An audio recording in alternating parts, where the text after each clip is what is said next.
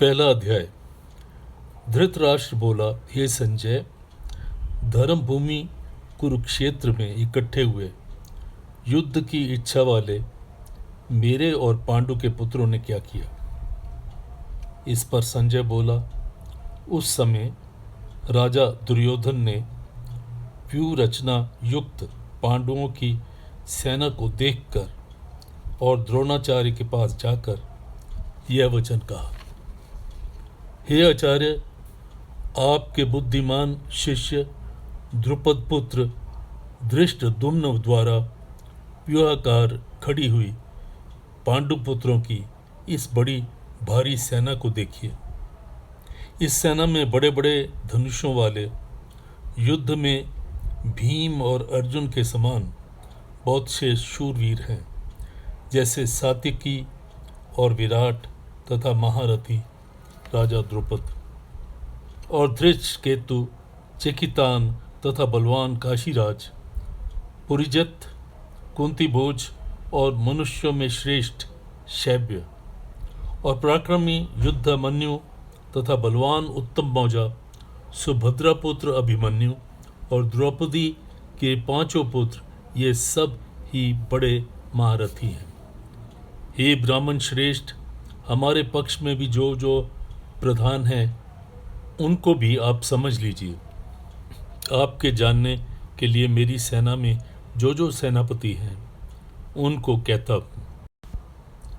एक तो स्वयं आप और पितामह भीष्म तथा कर्ण और संग्राम विजयी कृपाचार्य तथा वैसे ही अश्वत्थामा, विकर्ण और सोमदत्त का पुत्र भूरिश्वा तथा और भी बहुत से शूरवीर अनेक प्रकार के शस्त्र अस्त्रों से युक्त मेरे लिए जीवन की आशा को छोड़कर सब के सब युद्ध में बहुत चतुर हैं।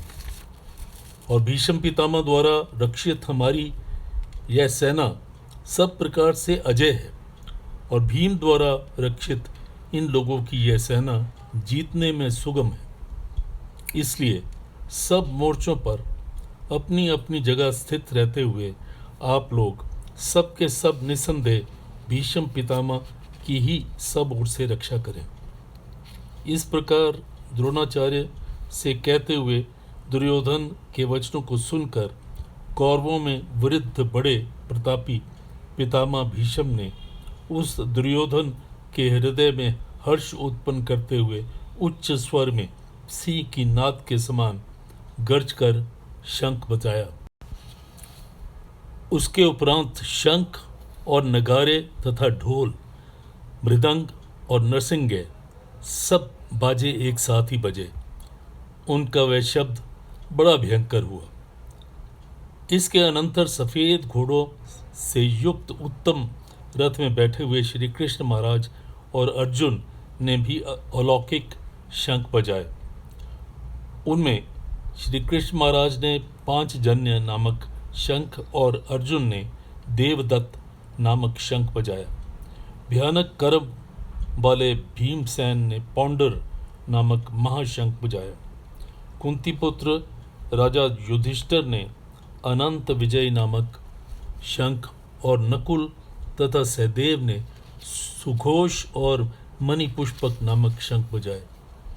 श्रेष्ठ धनुष वाला काशीराज और महारथी शिखंडी और धृष्टद्युम्न तथा राजा विराट और अजय सात्यकी तथा राजा द्रुपद और द्रौपदी के पांचों पुत्र और बड़ी भुजा वाला सुभद्रा, अभिमन्यु, इन सब ने हे राजन अलग अलग शंख बजाए। और उस भयानक शब्द ने आकाश और पृथ्वी को भी शब्दायमान करते हुए धृतराष्ट्र के पुत्रों के हृदय विदीन कर दिए। हे राजन, उसके उपरांत कपिध्वज अर्जुन ने खड़े हुए धृतराष्ट्र पुत्रों को देखकर उस शस्त्र चलने की तैयारी के समय धनुष उठाकर ऋषिकेश श्री कृष्ण महाराज से यह वचन कहा, हे अच्युत, मेरे रथ को दोनों सेनाओं के बीच में खड़ा कीजिए। जब तक मैं इन स्थित दोनों युद्ध की कामना करने वाले को अच्छी प्रकार देख लूं, इस युद्ध रूप व्यापार में मुझे किन किन से युद्ध करना है, और दुर्बुद्धि दुर्योधन का युद्ध में कल्याण चाहने वाले जो जो राजा लोग इस सेना में आए हैं, उन युद्ध करने वालों को मैं देखूंगा। संजय बोला, हे धृतराष्ट्र, अर्जुन द्वारा इस प्रकार कहे हुए महाराज श्री कृष्ण ने दोनों सेनाओं के बीच में भीष्म और द्रोणाचार्य के सामने और संपूर्ण राजाओं के सामने उत्तम रथ को खड़ा करके ऐसे कहा कि हे पार्थ, इकट्ठे हुए कौरवों को देख। उसके उपरांत पृथा पुत्र अर्जुन ने उन दोनों सेनाओं में स्थित पिता के भाइयों को, पितामहों को, आचार्यों को, मामों को, भाइयों को, पुत्रों को, पौत्रों को तथा मित्रों को, ससुरों को और सुहृदों को भी देखा। इस प्रकार उन खड़े हुए संपूर्ण बंधुओं को देखकर वह अत्यंत करुणा से युक्त हुआ। कुंती पुत्र शोक करता हुआ यह बोला, हे कृष्ण, इस युद्ध की इच्छा वाले खड़े हुए स्वजन समुदाय को देखकर मेरे अंग शीतल हुए जाते हैं और मुख भी सूखा जाता है और मेरे शरीर में कंप तथा रोमांच होता है और हाथ से गांडीव धनुष गिरता है और त्वचा भी बहुत जलती है तथा मेरा मन भ्रमित सा हो रहा है, इसलिए मैं खड़ा रहने को भी समर्थ नहीं। और हे केशव, लक्षणों को भी विपरीत ही देखता हूँ तथा युद्ध में अपने कुल को मारकर कल्याण भी नहीं देखता। और हे कृष्ण, मैं विजय को नहीं चाहता और राज्य तथा सुखों को भी नहीं चाहता। हे गोविंद, हमें राज्य से क्या प्रयोजन है अथवा भोगों से और जीवन से भी क्या प्रयोजन है, क्योंकि हमें जिनके लिए राज्य, भोग और सुख आदि इच्छित है, वे ही ये सब धन जीवन की आशा को त्याग कर युद्ध में खड़े हैं, जो कि गुरुजन, ताऊ, चाचे, लड़के, वैसे ही दादा, मामा, ससुर, पोते, साले तथा और भी समधी लोग हैं। इसलिए हे मधुसूदन, मुझे मारने पर भी अथवा तीनों लोकों के राज्य के लिए भी मैं इन सब को मारना नहीं चाहता। फिर पृथ्वी के लिए तो कहना ही क्या है।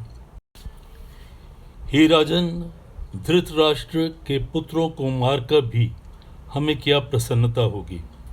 इन आतताइयों को मारकर तो हमें पाप ही लगेगा। इससे हे माधव, अपने बांधव धृतराष्ट्र के पुत्रों को मारने के लिए हम योग्य नहीं हैं, क्योंकि अपने कुटुंब को मारकर हम कैसे सुखी होंगे।